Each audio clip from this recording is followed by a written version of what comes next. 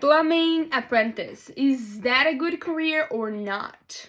Well, I have been a plumbing for about 10 months now. So I have about 2.5, 3 months of training, which is not enough, but that's what I got. And I start to run calls. So it was awful. The first 2 months, I just want to quit. It's just because if you have no experience at all, we just feel like we're dumb. What the heck I'm doing?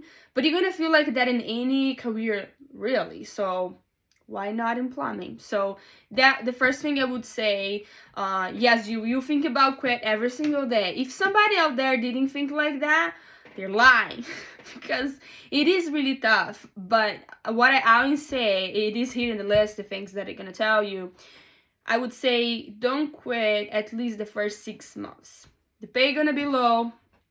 I put over here too. You're gonna work long hours, but you have to have hope that it will get better. It's like impossible don't get better because it's not a lot of people out there doing this job, and you know they just gonna need you. So more experience you get, more money you're gonna make in longer run. So yeah, I would say don't quit in the first 6 months. Okay, that would be my recommendation. So as I said, I have been plumbing apprentice for 6 months. So I'm not a service tech. It's just more. It's not through the union, so it's not like I'm gonna run to the 5 years and graduate or anything like that. But of course, I'm looking to get my license at some point. So continue on the list that I make. If you're gonna be a good career or not, that depends on you. If you're willing to work with your hand in really tough situations, most of the time you don't know what to do. So you have to make sure you have somebody to rely, somebody that you can ask questions is gonna be there for you. I do have 2 trainers that if I have questions, I'm able to ask it. Then, of course, I can ask my manager as well and anybody from my team. But, if you works that you never done before, that's a little more delicate. It would be nice to have somebody to assist you.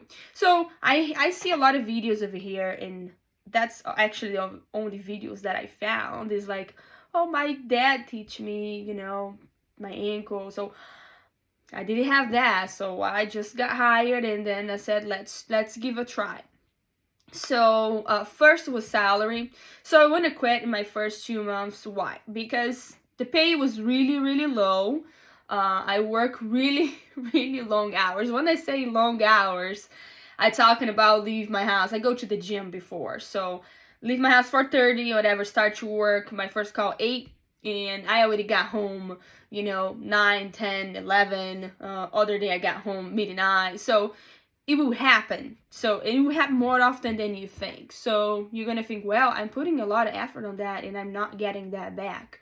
Yes, you won't at first. At least in the first few months you won't. I already, right now in 10 months, I'm getting a little bit out from that. I have a little more experience, start to be a little more efficient, and able to run a second job, a third job, and then only one job that what usually take you an hour, you do in 5. But that would be in really any career that you're doing. If you decide to do anything else, until you learn, until you be confident in the job, gonna take time. Okay, so salary was really low right now because I'm commission based, so I make my own salary. So I do my best. I literally do my best. I really try to connect with customers, and because I love to help people. So first, have to be good with work with your hands, willing to work long hours, get not that much pay in the first year, I would say, and be good with people, because that's what I like. So I like to work with my hands, and I don't like the same routine every day. That's what plumbing gives you. Is like, you never know what's gonna happen, so that's really nice. And also you have to be able to connect with people, because you're dealing with people all day long. Some people want to be not nice, you're gonna be terrible, really bad people out there, but then you're gonna find somebody that's really nice, and then gonna make your day really good. They're gonna trust in you, they're gonna give you some chances, and then you prove yourself. So, and that's what plumbing is about. It's about you learn pretty well, you listen pretty well, and practice and practice and practice until you be good. So yeah, if I can say, the salary going to be low in the first year, long hours, and as I say, thinking long run, right? As I'm saying that there's not a lot of people out there, so a lot of people are retiring, and a lot of people getting placed. So if you're young, oh my gosh, there's so much potential. I'm not that young anymore. I'm just like 29. Oh my gosh, I wish I started trade when I was like, I don't know, 20, 22. Oh my gosh, I would be rich by now. But it's okay. I will get there yet. Still have hope for me, I think. One more thing that I put here, it is take your time. Take your time to learn. So I feel like if the company that you decide to work for doesn't have too much patience with you, maybe you should switch for the company that let you do things in your own pace. Doesn't mean you have to be pretty slow, but rather you take your time than you make a lot of mistakes, okay? And I always say do the right thing in the first time. So if you see something's not right, don't leave and you think, well, close your eyes for that. No. Take the time that for necessary to fix it and leave everything right. At least you did your best to do that. If it happens to happen, you come back, but you try. So take your time. I have been telling that myself a lot. You know, I want to be more efficient, so I keep tracking my time. Okay, I'm trying to do that, but on the other hand, I taking my time with the customer. I taking my time doing the work, and it's been great so far. And something else that I put over here is be smart, because honestly, women, we are built different than men. So when I see the guys, one guy that started with me in my apprentice program, he could literally grab the water heater and, you know, like 50 is heavy, the 75, he probably tried to do that too. And then he's young. I can't even imagine he's going to be in the trades in few months, few years, because his back is going to be totally, you know, bad. So I don't do things that I don't feel comfortable. You know, a few things you have to do it, but most of them I don't do it. You know, I try to be really smart on things that I know my limit. Because I'm trying to look in long run. So this trade you can get really hurt pretty easy, or hurt other people. You know, we're dealing with gas, we dealing with the torch, is net soldering. So it's a lot of things that I rather be much smart in things that I'm doing, because in long run I want to still be a plumber in a long time. I want to be a master, so I master plumb. So I have to, you know, really paying attention. And when I say that, I'm talking about water heaters. It's one of our biggest tickets. If you have stairs, tons of stairs, I'm not gonna do by myself. I'm looking to get a dolly that is electrical, gonna push for me, but I don't do it. I don't do that by myself. I ask for help because it is what it is. I did the most of it, but I just can't. Even though I go to the gym, I can't. I can't do that yet.